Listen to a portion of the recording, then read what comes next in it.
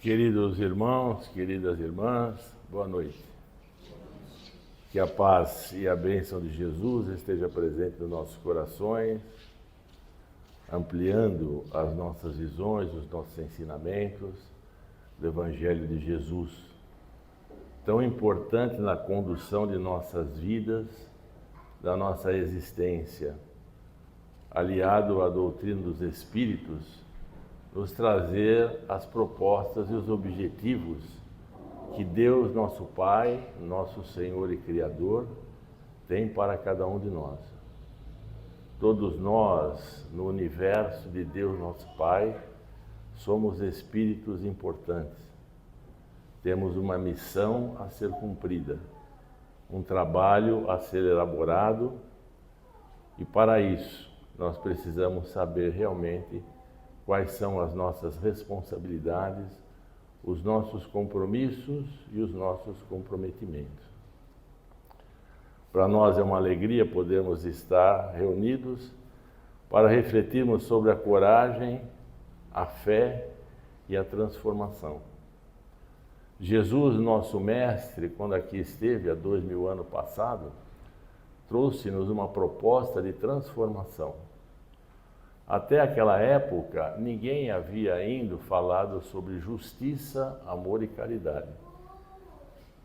Israel, o Estado da Palestina, vivia sob o domínio romano. E sob esse domínio exercia-se então um poder muito forte do Estado sobre as pessoas.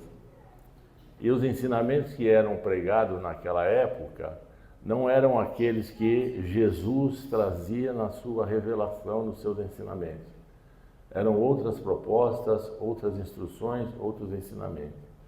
E Jesus, quando aqui chegou, veio trazer uns novos ensinos, que seria, sem dúvida, a Boa Nova, para que toda a humanidade pudesse, posteriormente, valer-se dessas instruções, desse ensinamento, e aplicarem em suas vidas, para que dessa forma pudessem encontrar o seu caminho ao reino de Deus nosso Pai. Jesus estava sozinho, não tinha consigo ninguém que pudesse ter o mesmo ensinamento que ele tinha, o mesmo conhecimento que ele tinha. Portanto, para que ele pudesse fazer com que os seus ensinos, o seu evangelho tivesse realmente vivência e continuidade, ele precisava dos seus apóstolos, dos seus discípulos, para que juntos pudessem então começar uma grande caminhada, uma grande jornada, uma grande transformação. Todavia, naquela época, o cristianismo não foi bem-vindo, porque em Israel adotava-se as leis mosaicas, e o profeta a qual Israel era devotado era Moisés. E segundo os judeus, Jesus veio contrariar as leis mosaicas. Não veio apoiar o profeta, mas sim veio trazer outras instruções, outros ensinamentos. E com isso formou-se então uma discussão muito grande sobre esses acontecimentos. E Jesus, por sua vez, dentro da sua missão, teve que enfrentar todas essas nuances, todos esses acontecimentos que surgiram naquela época, para fazer com que o seu evangelho performasse e perdurasse. E se nós formos fazer uma análise hoje a respeito disso, passaram-se praticamente 20 séculos. E nesses 20 séculos houve muita distorção, muitas dificuldades e muitos problemas. Nós tivemos guerras mundiais, nós tivemos período de domínio na Idade Média, tivemos divergências, dificuldades de pensamentos religiosos, inclusive. Todavia, o Evangelho de Jesus perdurou. E chegamos hoje, em 2025, ainda com esse Evangelho prevalecendo e sendo a única condição que nos levará realmente à libertação dos nossos espíritos. Jesus nos deixou: eu sou o caminho, a verdade e a vida. Ninguém vai ao Pai senão por mim. Então, este período, desde Jesus até o momento presente, Nós tivemos muitos irmãos nossos que viveram esse passado, nesse período, e que tiveram as suas vidas transformadas totalmente pelo Evangelho de Jesus. E fizeram com que as suas transformações, que esse Evangelho prevalecesse e chegasse até os dias atuais. Vivemos em tempos diferentes, mas a coragem e a fé daqueles primeiros cristãos ainda nos inspiram. Nós tivemos muitos casos que nós relatamos a respeito desses acontecimentos que houveram nesse passado longínquo com esses nossos irmãos que adotaram o cristianismo como bandeira de fé em suas vidas, passando pelas necessidades de poderem superar as contrariedades que o governo impunha em relação aos cristãos, criando tantas dificuldades, tantos antagonismos, tantas discussões, e mesmo assim esses irmãos conseguiram superar e levaram adiante todo um trabalho de fé e de realização. As diferenças que nós tivemos naquele passado, nós poderíamos, com algumas reservas, avaliar nos dias de hoje. Naquela época, nós tínhamos um governo dominador, que era o governo romano sobre o povo de Israel, onde as dificuldades de se desenvolver o cristianismo era muito intensa, muito marcante, porque não se adotava novas medidas, novas transformações em relação a estas instruções deixadas por Jesus. E essas dificuldades se acentuavam gradativamente. À medida em que o Evangelho de Jesus se propagava, maiores eram as perseguições que se tinham a esses cristãos. E todos eles, obviamente, firmados na sua fé, na sua convicção, foram gradativamente vencendo esses obstáculos, passando etapa a etapa, aonde os ensinamentos que marcavam seus corações, marcavam seus sentimentos, marcavam suas palavras, cada vez mais consolidavam a sua fé. E nós temos aí relatos bastante expressivos do que esses irmãos se dedicaram, do que esses irmãos se entregaram a essa divulgação e essa continuidade do Evangelho e todas as dificuldades e todos os problemas pelos quais eles enfrentaram e não relegaram em nenhum momento a Jesus. Casos que são realmente relatados pelos Espíritos sobre acontecimentos diversos com esses nossos irmãos. Nós temos o caso, por exemplo, do nosso irmão Rufus, que era um escravo que vivia em Lyon, e ele estava para ser executado, e como ele era um escravo de muita influência, queriam que ele relegasse Jesus para que pudesse ser libertado. Bastava que ele dissesse: eu relego a Jesus, e ele seria liberto. Todavia, Jesus já marcava em seu coração uma presença tão forte, tão marcante, que ele não aceitou a relegar Jesus e deixar de ser decapitado. E a isso então juntou-se a sua família, sua esposa e suas duas filhas, que lhe disseram que se ele relegasse a Jesus, as suas filhas não seriam vendidas como escravas, e nem a sua esposa. E mesmo assim, com uma dor muito grande no coração, com um sofrimento muito intenso, ele não relegou a Jesus. E nesse momento, antes de ele ser decapitado, um irmão se aproximou dele e falou: não se preocupe, eu vou comprar a sua esposa e as suas filhas, e elas não virão como escravas. Nós daremos a ela liberdade nas nossas terras onde nós moramos. E ele não relegou a Jesus e foi decapitado.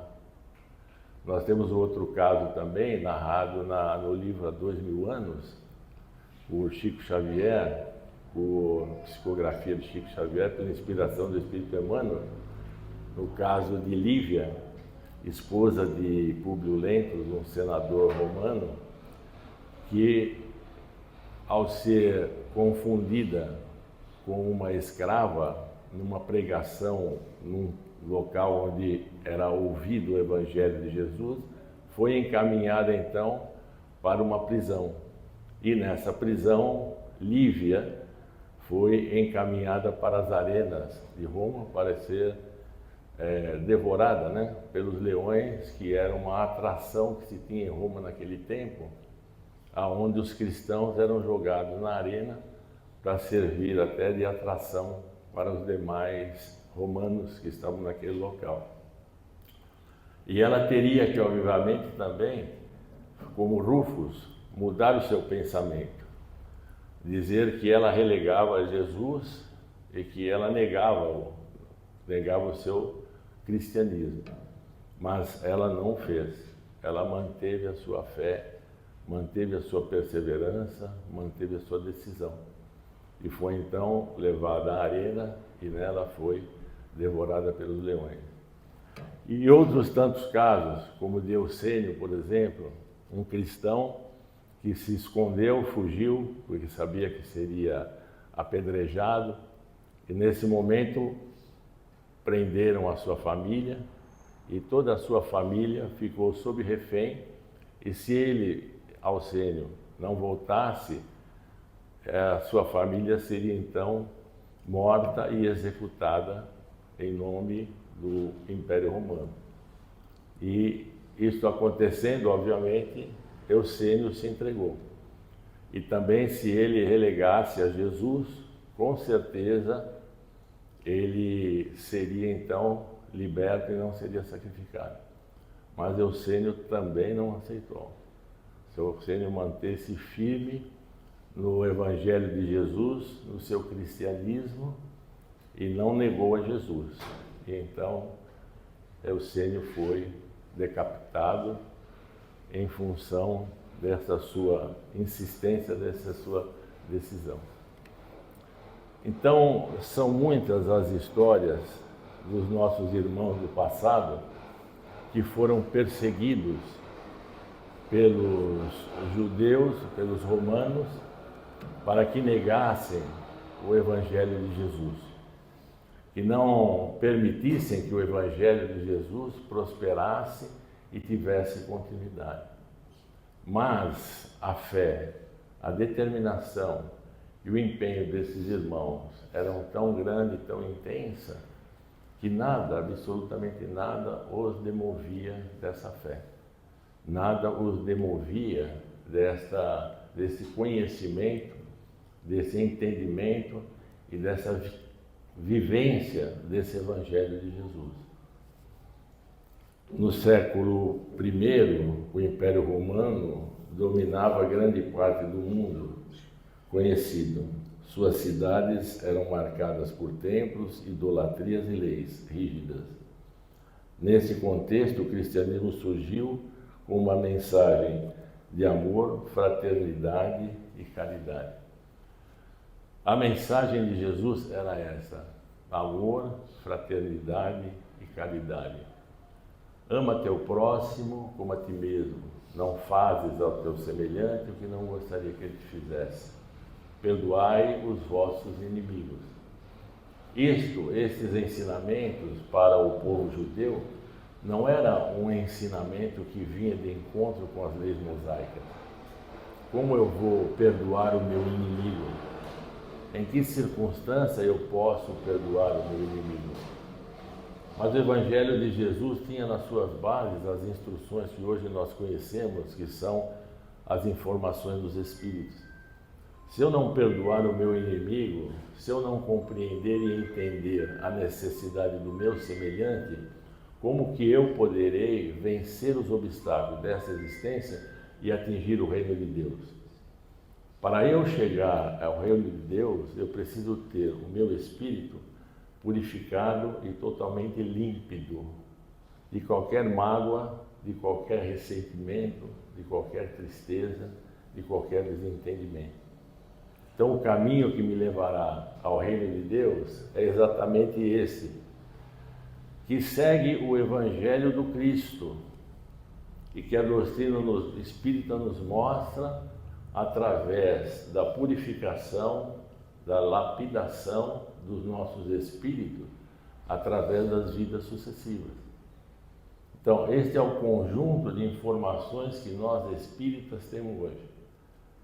Nós precisamos nos tornar espíritos melhores, para que todos nós, nesta grande caravana comandada por Jesus, que nós somos bilhões e bilhões de espíritos nesse planeta, todos esses espíritos comandados por Jesus, seguido pelos seus anjos guardiães e os espíritos que já compreenderam o que é o ensinamento de Jesus e aceitaram em seus corações a justiça, o amor e a caridade.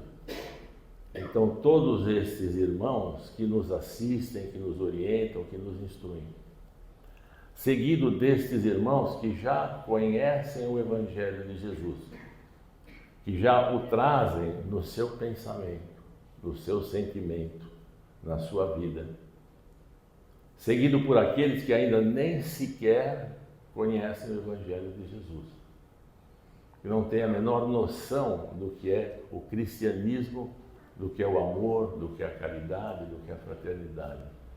Vivem existencialmente pela materialidade, essencialmente pela materialidade. E aqueles outros irmãos que, além de não terem o conhecimento, ainda criam adversidades e problemas, colocando o nosso planeta de provas e expiações em cada vez situações mais conflituosas, cada vez mais equivocadas, levando o sofrimento, a dor, a angústia, a tristeza a tantos irmãos nossos. Então é muito grande esta caravana de Jesus. Nós diríamos de Jesus, o Espírito de luz, o Espírito de maior capacidade espiritual que teve no nosso planeta, ou que está no nosso planeta, até os espíritos das mais baixas esferas espirituais. Toda esta é a caravana que Jesus comanda. Toda esta caravana que haverá um dia de se transformar. Se transformar através do quê? Do Evangelho de Jesus.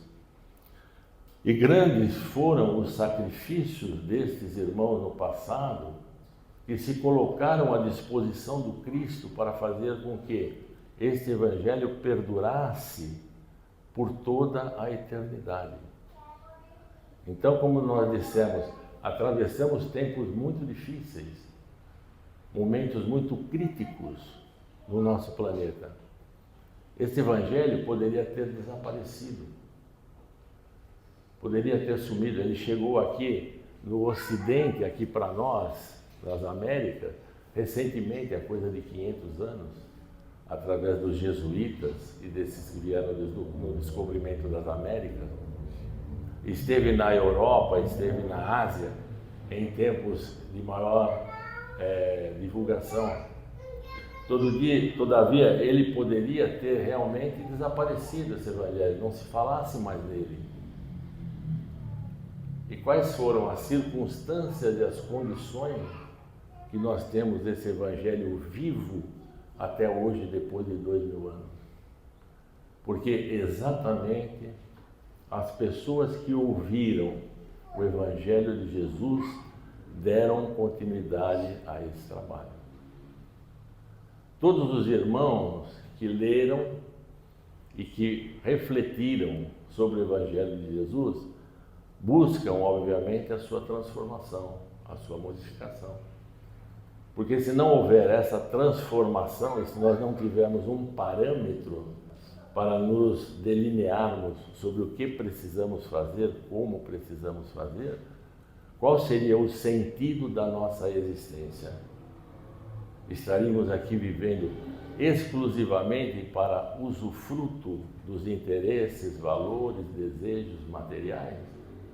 Será que a nossa existência é exatamente essa? Não existe uma proposta melhor de Deus, nosso Pai, para conosco?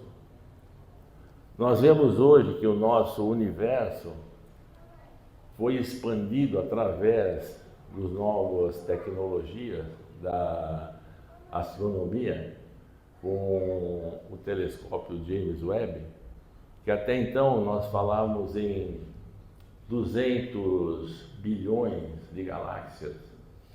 200 bilhões de galáxias. Hoje nós falamos em mais de 1 trilhão de galáxias. Imaginemos a grandeza desse universo, imaginemos o nosso planeta, imaginemos o que Deus, nosso Pai, tem de proposta para conosco. Até onde o nosso espírito pode chegar. A sua evolução, a sua transformação. Jesus nos disse: vós sois deuses, vós podeis fazer o que eu faço, e complementou: e mais. Então isto significa que Jesus pode ser mais do que ele já é. E ele é o nosso parâmetro de exemplo.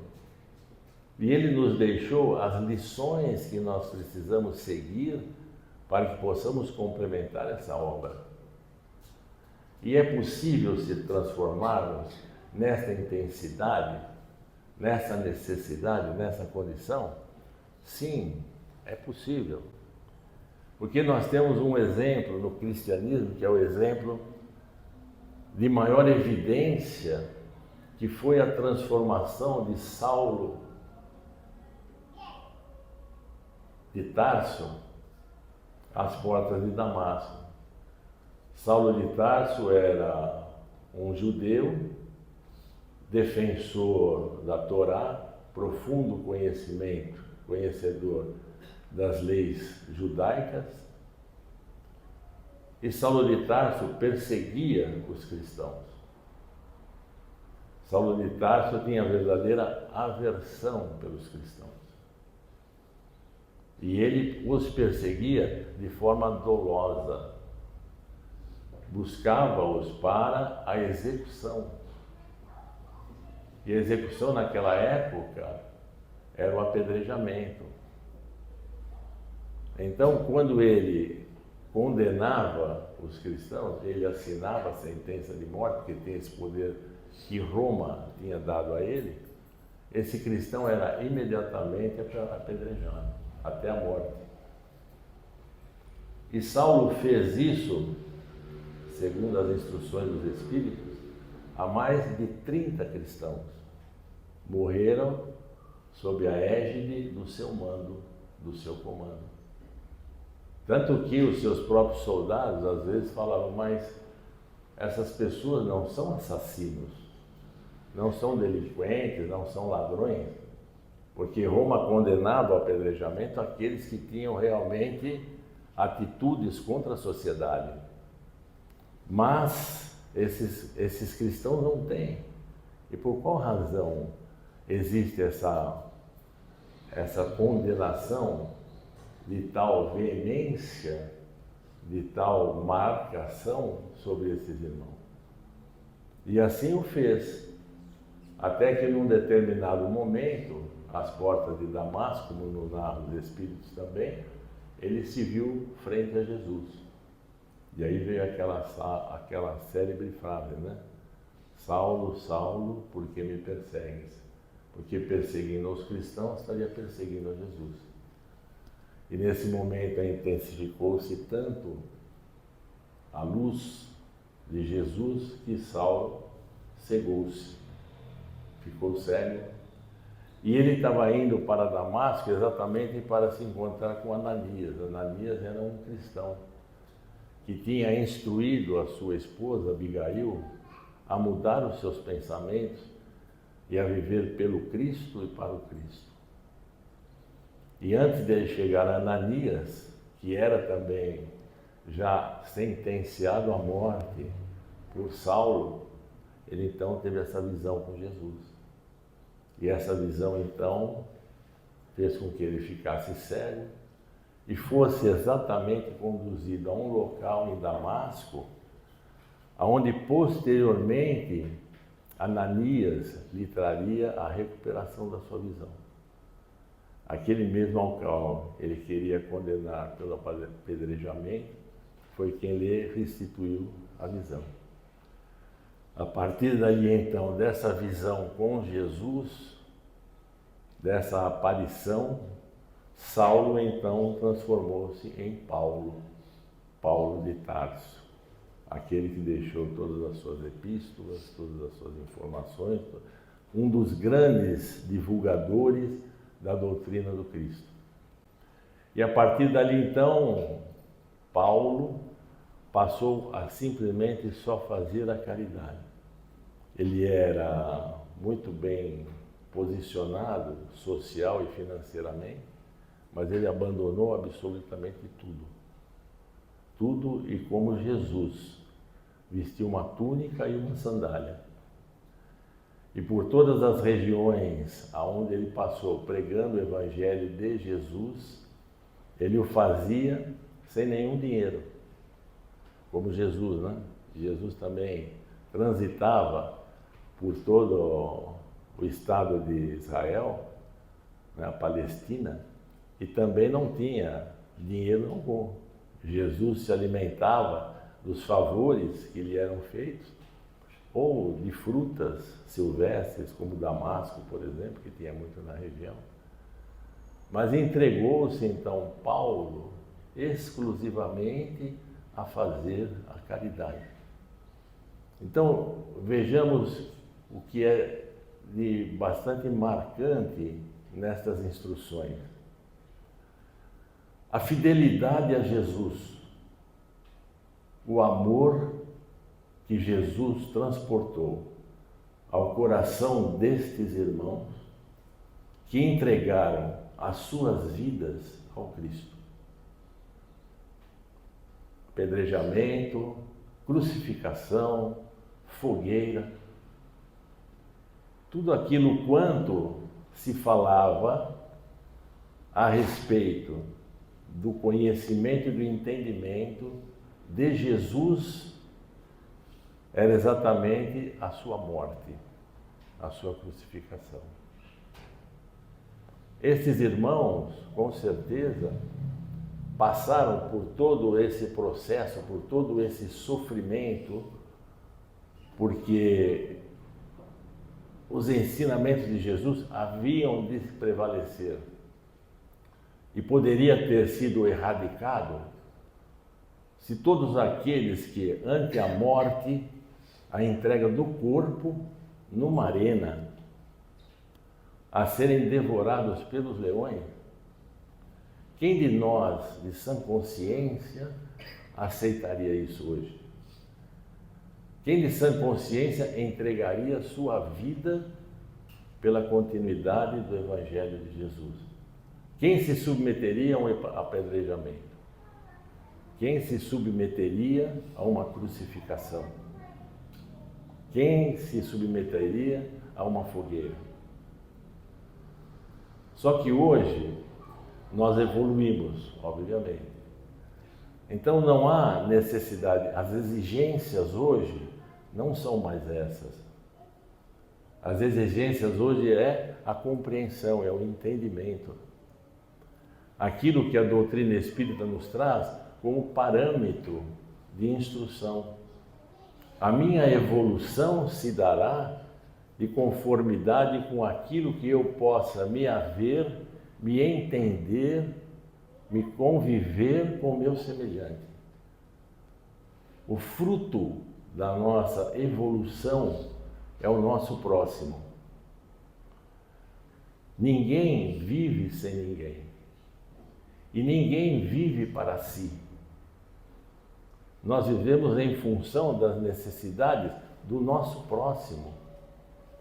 Por quê? Não, mas eu estou bem na minha vida, eu estou tranquilo, eu não tenho necessidade nenhuma, eu trabalho, eu provenho as necessidades da minha casa, mas está tudo bem. Para mim está bem. E para os meus irmãos que não estão bem. Aquele que conhece o Evangelho de Jesus, que entende efetivamente a mensagem de Jesus, é aquele que tem a obrigação e o dever de exercer a caridade ao seu semelhante. Porque a doutrina espírita nos diz que fora da caridade não há salvação. E se eu entendo que o meu espírito passa por um processo de evolução, aí eu me pergunto, quanto tempo eu quero e desejo ficar num planeta de provas e expiações, passando por todas essas vicissitudes e dificuldades que nós vemos hoje no nosso planeta? Por guerras, por terrorismo, criminalidade, drogadição. Até quanto eu quero ver isso, viver isso e conviver com isso? Porque isso pode ser que para nós seja insignificante, mas no espaço de tempo isso é demasiadamente importante. Porque à medida em que nós não nos sintonizamos com essa responsabilidade e esse comprometimento, nós vamos passando daquela caravana que eu citei, nós vamos indo para o final. E logicamente que terá uma linha de corte, porque nem todos vão aceitar fazer, viver ou passar o que aqueles cristãos do passado viveram e tiveram em suas existências. Nós não faremos isso. Mas nós temos uma tarefa maior com o Cristo. Ama teu próximo como a ti mesmo. E se eu tenho que procurar o amor a mim, através do meu processo de evolução, de crescimento, engrandecimento espiritual, quando eu amar a mim, eu sei como é que eu vou amar o meu irmão. Porque eu amar a mim é reconhecer as minhas deficiências, os meus erros, a minha cumplicidade, a minha necessidade de transformação. De que nos adianta nós termos uma vida abastada, uma vida tranquila, uma vida serena, se nós não descobrirmos qual o objetivo e o propósito dessa existência? Quanto que nós poderíamos abandonar o amor ao Cristo, o seu Evangelho, por uma promessa de materialidade mais expressiva em nossas vidas. Algo que pudesse nos demover do nosso processo de evolução e crescimento por algo que nesta existência, para mim, tivesse mais significado do que o meu próprio espírito. E é isso que a doutrina espírita pede que nós compreendamos. Que a gente compreenda que nada vale mais no mundo material do que a nossa espiritualização, do que o aproveitamento que nós temos da existência e da convivência com o nosso semelhante. Nós não estamos por acaso no seio da nossa família. Não estamos por acaso convivendo numa sociedade que vivemos hoje. Não estamos por acaso todos nós aqui reunidos hoje. Estamos aqui por propostas cristãs, por propostas de evolução, por propostas de crescimento. A nossa existência material já é uma grande provação. Trabalhar, construir famílias, cuidarmos da nossa casa, assistirmos nossos entes queridos, protegermos os nossos amados. Isso já é uma tarefa grande que nós temos. Já é uma tarefa de educação. Mas essa tarefa é no campo material. Mas nós temos um compromisso espiritual. Quando Jesus nos diz, nem só de pão vivereis. Que alimento vamos dar aos nossos espíritos? Muitas vezes nos sentimos deprimidos, aflitos, angustiados. A ansiedade com a qual nós vemos hoje cada vez mais presente na vida das pessoas. Existem 3, 4 pessoas conversando, só uma quer falar, não dá chance para a outra falar. A ansiedade no trânsito, a ansiedade nas filas, tudo isso vai criando uma indisposição, uma contrariedade ao nosso equilíbrio espiritual. Isso eu não vou conseguir vencer com emprego, com salário, com a mesa farta, com a gasolina no carro. Eu não vou vencer isso nesta existência, no mundo material, nesta condição. Porque esses valores e essas transformações são do espírito. E quando eu penso nisso, que eu preciso melhorar, eu vou em conflito comigo mesmo. Mas não imaginemos que a nossa transformação não nos colocará em conflito conosco. Agora, o quanto eu sou persistente e insistente comigo mesmo para eu vencer as pequenas vicissitudes da minha vida.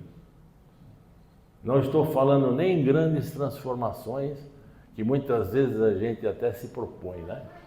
Aí eu quero fazer determinada caridade, eu quero dar determinada assistência, eu quero fazer o bem nesta condição e não resolvo o problema com meu filho, não resolvo o problema com a minha esposa, não resolvo o problema com o meu vizinho. Penso numa magna caridade, ao passo que a caridade maior que eu posso fazer está aqui do meu lado. Na minha casa, junto com a minha família. No meu local de trabalho, com os meus amigos, com a sociedade que eu vivo. Esta transformação a que estes irmãos viveram, as foram impostas. Você quer o Cristo na sua vida? Então, doe a sua vida ao Cristo. Modifique a sua existência. Modifique os seus propósitos e os seus ideais. Então, essas pessoas que entregaram a sua vida ao Cristo, o entenderam de uma forma muito clara e muito objetiva. As palavras e os ensinamentos que Jesus deixou tocaram-nos profundamente. Tudo aquilo que eles não tinham, não conheciam, não sabiam sobre caridade, fraternidade, humildade, amor, convivência, benevolência, indulgência, perdão. Da onde isto? Ele está falando. E essas palavras, esse olhar, essa vivência, esse relacionamento, transformou essas pessoas. Mas nós podemos dizer, mas se Jesus viesse hoje aqui no Allan Kardec, nesse momento da palestra, eu também me transformaria. Transformaria, mano? Com certeza. Ou sairíamos daqui e íamos contar para todo mundo, Jesus esteve lá no Centro Espírita. E ficaria por isso mesmo. Porque a mudança se dá quando nós nos tocamos interiormente. Quando nós entendemos efetivamente as instruções dos Espíritos. Conhecereis a verdade vos libertará. E a verdade é exatamente essa. É o Espírito que vive em nós. E é esse Espírito que vive em nós que vai conviver com Cristo. Quando Pedro diz, não sou eu mais quem vivo, mas é Cristo que vive em mim. Eu tenho que continuar trabalhando, eu tenho que continuar levando proveito para minha casa, não vou poder ficar ajoelhado o dia inteiro orando. Não é isso que o Cristo quer. O Cristo quer que a gente aceite-se reciprocamente, que nós nos amemos uns aos outros como Ele nos amou. É isso que o Cristo quer. E é isso que nós temos que nos imputar. Mas, veja bem, não por decisão da doutrina espírita, nem por decisão de um pastor, ou de um padre, ou de um ecumênico, por decisão nossa, pelo conhecimento da verdade. E a partir do momento em que nós entendermos que essa é a verdade, e fora dessa verdade não há salvação, aí sim a nossa fé estará consolidada. Porque a fé, por enquanto, eu a tenho Porque eu tenho certeza que o Cristo vai fazer algo por mim se eu pedir, se eu implorar, se eu rogar. Eu sei que Ele vai me atender, que Deus vai me assistir, que os benfeitores espirituais vão atender às minhas súplicas. Isso é fé. Agora, quando você compreende que o seu merecimento está na razão direta da sua semeadura, é outra história. Você pode até pedir, você pode até rogar, você pode até implorar, mas não esqueçamos de dizer o que Jesus dizia no final das suas orações: mas que seja feita a tua vontade e não a minha. Porque aí eu entendo perfeitamente, se eu semeei, eu vou colher. Se são sementes para frutos doces, eu colherei frutos doces. Se semeei semente de frutos amargos, eu colherei frutos amargos. E se hoje eu passo por situações de dificuldade, de problema em minha vida, com doenças, com aflições, com situações de desequilíbrio, de uma convivência sem um relacionamento mais amistoso, mais amigo, não nos esqueçamos que a colheita é nossa. E se eu assim o entendo, eu não vou culpar o meu irmão. Ah, mas meu irmão falou, meu irmão disse, meu irmão comentou. Eu vou pensar que eu não posso ter pensamentos adversos daqueles que o Cristo me deixou. E se eu vou vencer realmente todos esses obstáculos, que eu entenda a minha responsabilidade e o meu papel nesse cenário universal. Esqueçamos casa, esqueçamos família, esqueçamos relacionamento. Nós somos espíritos do universo. Hoje nós estamos nessas esferas que vivemos hoje, por questões, obviamente, que não nos imputamos a elevação que deveríamos nos imputar, apesar das sucessivas vidas. Mas as alegrias, as felicidades, os contentamentos, os prazeres, os interesses, o poder, não é? Tudo isso enalteceu o meu espírito, a soberba. Então eu fui de encarnação em encarnação iludindo-me com os valores materiais, os interesses e os prazeres, e deixei-me levar pela barca da sedução. Mas hoje eu sei que não é mais assim, não pode ser assim, não deve ser assim. Porque o Evangelho de Jesus me traz todas as instruções e todas as informações de como eu preciso me tornar pessoa de bem. A doutrina espírita nos traz muito clara e lucidamente o que é ser espírito encarnado, como nos diz também o que é ser espírito desencarnado. Então, essas grandes transformações, essas grandes mudanças, estes grandes acontecimentos que houveram na história do cristianismo nesses últimos 20 séculos da sua existência, são realmente para serem avaliados e refletidos. Cada um de nós aqui é um discípulo de Jesus. Cada um de nós aqui tem a responsabilidade e o compromisso de levar o Evangelho de Jesus adiante, sem precisar ser apedrejado, sem precisar ser decapitado, sem precisar ser crucificado e muito menos queimado. Só levar a palavra de Jesus, o seu Evangelho, os seus ensinamentos. A quem? A todos aqueles que a você se chegarem. A todos aqueles que são seus seres amados, a todos aqueles que são seus amigos. Mas Tem muita gente que não aceita o Evangelho de Jesus, tem pessoas que são ateias, são pessoas que não aceitam. Não tem problema, eu não preciso falar do Evangelho. Eu preciso falar de uma convivência, de um relacionamento, de uma amizade, de uma consideração, de um respeito. Muitas vezes as pessoas estão exaltadas, desesperadas, aflitas, falam coisas que não deveriam falar. E se nós retrucamos isso, a situação fica mais complicada ainda. Então, ser cristão é saber ouvir. Ouçamos os desesperos e as aflições. Porque não existe uma outra forma de nós podermos evoluir se não for pela nossa própria consciência. Onde estão as leis divinas? Foi perguntado aos Espíritos.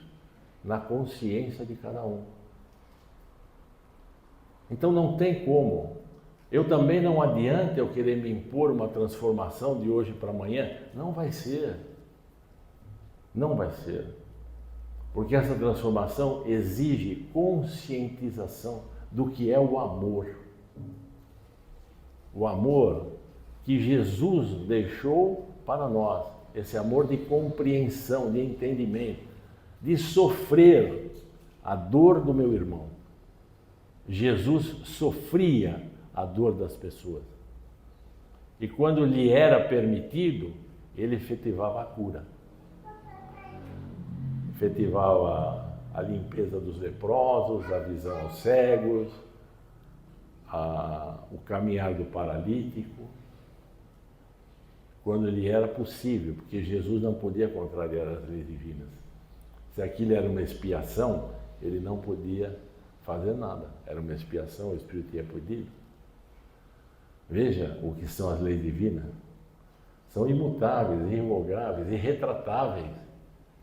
E ela vale para todo o universo e vale para nós também. Então, se nós hoje estamos sofrendo, estamos com algumas dificuldades, alguns problemas, acredito eu, pelo menos para mim, né? Que é muito menos que uma crucificação ou um apedrejamento, ou até uma fogueira. É bem menos. Então, reclamar disso seria nós não entendermos o que esses irmãos no passado fizeram por nós.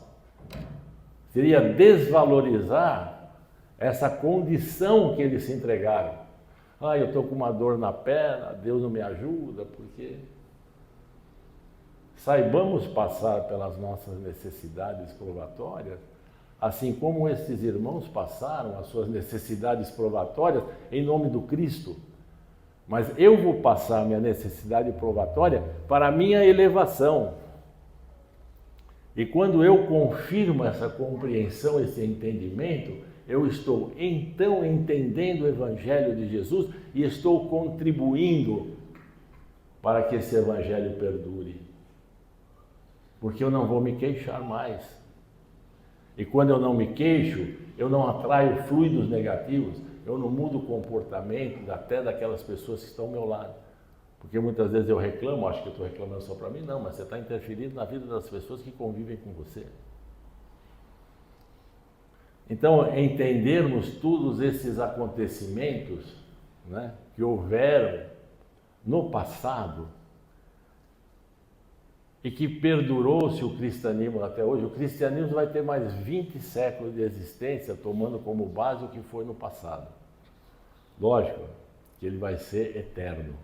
Até enquanto existir o nosso planeta, que aqui não sirva um dia para mais nada, que ele vai se desintegrar, vai sumir, vai desaparecer, como tantos outros que estão sumindo e desaparecendo, até esse momento, quando tiver uma viva alma vivendo nesse planeta, o Evangelho de Jesus vai estar em evidência. Não desaparecerá. E nós somos os continuadores. Nós somos aqueles que precisamos dar continuidade e não permitir que tudo isso que nós vemos acontecendo no nosso país, no nosso estado, na nossa cidade, em termos de desavença, discussões, discórdia, desentendimento, não sejamos nós os propagadores disso. Se a internet está mandando muita notícia ruim para nós, deleta. Joga o celular no lixo e vai no orelhão telefonar. Mas não se contamine. Porque nós não podemos deixar que isso aconteça. Nós temos que repudiar isso. Porque nós temos uma obrigação, nós temos que dar continuidade ao Evangelho de Jesus. E se nós nos deixarmos contaminar por essas picuinhas que acontecem com pessoas que fazem parte dessa caravana, mas não é o começo da caravana, é do meio para o fim. E eu vou deixar que essas pessoas interfiram. Eu, que com muito custo, com muito sacrifício, consegui hoje entender o que é o Evangelho de Jesus, e vou ficar pensando, nossa, mas essa pessoa fez isso, nossa, essa pessoa não merecia, porque essa pessoa não sei o quê, porque a pessoa não sei o que lá, porque... O que eu estou fazendo? Eu estou me contaminando. Tudo que eu estou criando, tudo que eu estou tentando ser, eu estou me destituindo. Porque isto também é prova. A internet também é uma prova do nosso planeta. Porque você poderia muito bem abrir a sua internet, né? Tem lá palestras do Divaldo, tem palestra do Arthur Valadares, tem palestra do Haroldo Dutra, tem palestra do Jacobson Trovão. Né? Palestras, informações, orientações. Põe um foninho de ouvido ali e fica ouvindo uma palestra. Depois, se sobrar tempo, aí vai no Facebook, no Instagram, no WhatsApp, sei lá. Mas antes, usa essa ferramenta que você tem hoje para a sua instrução, para a sua orientação, porque você é responsável pelas suas atitudes. E que eu possa, então, pensar, cada vez que eu tiver que decidir, nós temos que tomar decisões 24 horas na vida. O pessoal fala assim, mas e quando você está dormindo? Você está dormindo, você tem que tomar decisão também. Porque dependendo do lugar aonde você vai, quem você vai encontrar, quem você vai se enfrentar, com quem você vai ver, você vai ter que ter uma decisão se você quer ficar ali ou não. O Espírito toma decisões 24 horas por dia. E nós temos que pensar que as decisões para esse Espírito têm que ser cada vez as mais plausíveis, as mais cristãs, as mais verdadeiras. Então, meus irmãos, nós precisamos conhecer exatamente as nossas necessidades e entendermos, inclusive, o potencial de amor que existe nos nossos corações. Cada espírito que já foi criado não vai passar por um processo de recall. Volta para a fábrica porque saiu com defeito. O espírito está pronto. Está criado. Obra de Deus. Centelha divina de Deus. Dali para frente é evolução, evolução, evolução, evolução e evolução. Não tem outra alternativa. E esta evolução somos nós que vamos propiciar. Somos nós que vamos executar. Agora veja, Deus, na sua sabedoria, no seu amor infinito, na sua misericórdia, fala, Manuel, quanto tempo você precisa? Ah, Senhor, me dá aí mais algumas encarnações para eu começar a entender. Então tá bom. E aí sim a gente consegue.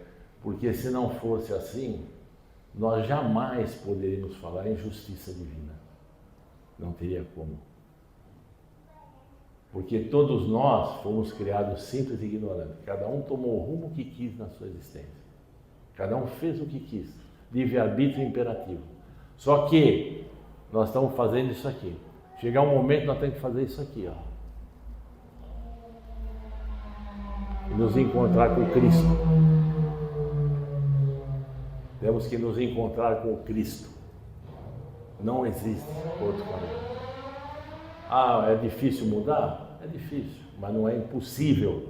Porque se Saulo mudou depois de ter executado tantos irmãos, se Lívia entregou-se ao amor de Cristo, se Rufus negou a própria família para poder se dedicar ao Cristo, nós também podemos.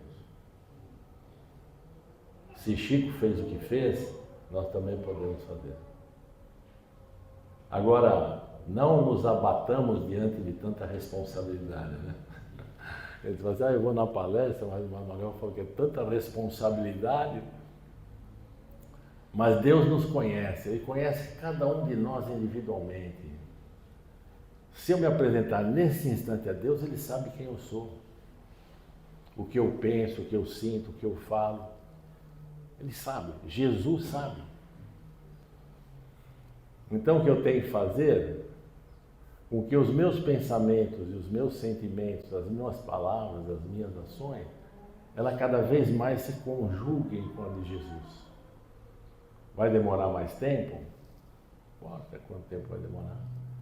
O importante é que nós não percamos esse rumo, que saibamos conduzir o nosso nau em mares agitados, mas que não percamos a referência do porto seguro que temos que nos atracar, que é Jesus, nosso mestre, nosso irmão de grande luz, aquele que nos ampara, nos protege e nos ilumina, aquele aos quais as entidades de luz, os nossos irmãos benfeitores, convivem e se relacionam e nos ajudam a mantermos a nossa persistência e a nossa resiliência na jornada da nossa evolução. Eu agradeço ao convite aqui da casa, para nós é uma satisfação estarmos aqui presentes com vocês. Agradeço a atenção dos senhores e que Jesus nos ilumine, que Deus, nosso Pai, nos abençoe e não nos esqueçamos que os nossos benfeitores espirituais estão sempre a nos assistir em tudo que nós necessitamos, por ordem de Deus, nosso Pai, para cada um de nós. Tenha uma boa noite, um bom retorno aos nossos lares. Muito obrigado.